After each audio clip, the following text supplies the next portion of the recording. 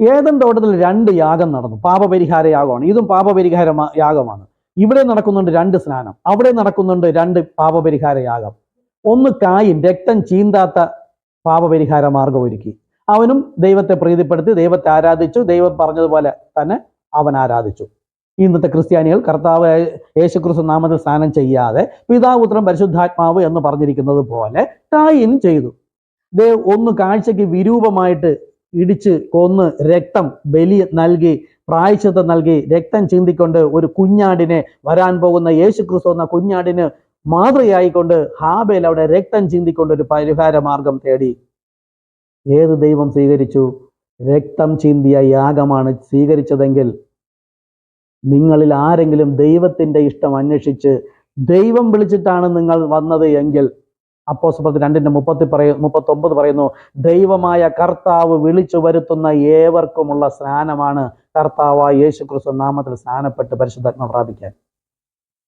അപ്പം ഈ കാലം നോഹയുടെ കാലം പോലെ എന്ന് യേശു പറഞ്ഞതുപോലെ മുഴുവൻ സഭകളുടെയും പുരോഹിതന്മാരിലൂടെ പിശാച് ആദ്യത്തിൽ 3 ആക്കി. ഒന്നായി നിന്നതാണോ 3? അതല്ല, 3 ചേർന്ന 1. ശീതോഷ്ണവാൻ. ഒന്നുകിൽ നീ 1 പറ, ഇല്ലെങ്കിൽ 3 പറ. ശീതവാനോ ഉഷ്ണവാനോ ആയിരുന്നെങ്കിൽ കൊള്ളാമായിരുന്നു. പിശാച് അവിടെയും തെറ്റിച്ചു, 3 ചേർന്ന 1. അപ്പം സർവശക്തനല്ല, ഓക്കെ. അപ്പം രക്തം ചീന്തിയ യാഗം സ്വീകരിച്ച ഹാബേലിനെ ദൈവം സ്വീകരിച്ച് എന്താ പറഞ്ഞത്? നീ നന്മ ചെയ്തിരുന്നുവെങ്കിൽ നിന്നിൽ പ്രസാദം തോന്നില്ലായിരുന്നോ? നോക്കൂ, അവനും പള്ളിയിൽ പോയി, അതായത് അവനും ആരാധിച്ചു, അവനും യാഗം അർപ്പിച്ചു, കുർബാന അർപ്പിച്ചു, എല്ലാം ചെയ്തു. പക്ഷെ പാപപരിഹാര മാർഗമായില്ല. ഏദൻ തോട്ടത്തിൽ നടന്നത് ആപ്പിൾ തീറ്റയാണെങ്കിൽ ഫലവൃക്ഷങ്ങളെല്ലാം കൊണ്ടൊന്ന് കൊടുത്തപ്പോൾ ദൈവം എന്താ സ്വീകരിക്കാത്തത്? അവിടെ ആപ്പിൾ തീറ്റ അല്ല നടന്നത്, രക്തസംബന്ധമായ ഒരു പാപം നടന്നതുകൊണ്ടാണ്. രക്തം ചീന്തിയിട്ടല്ലാതെ വിമോചനമില്ല എന്ന് എബ്രായർ ലേഖനം 9:20 പറയുന്നത്.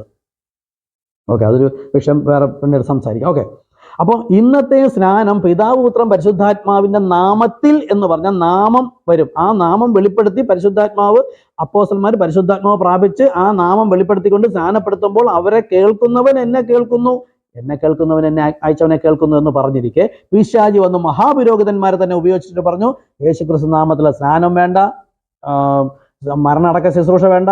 മരണടക്ക ശുശ്രൂഷ യേശുക്രിസ്തു നാമത്തിൽ ചെയ്താലേ പുനരുദ്ധാനത്തിൽ ഉണ്ടാവുള്ളൂ.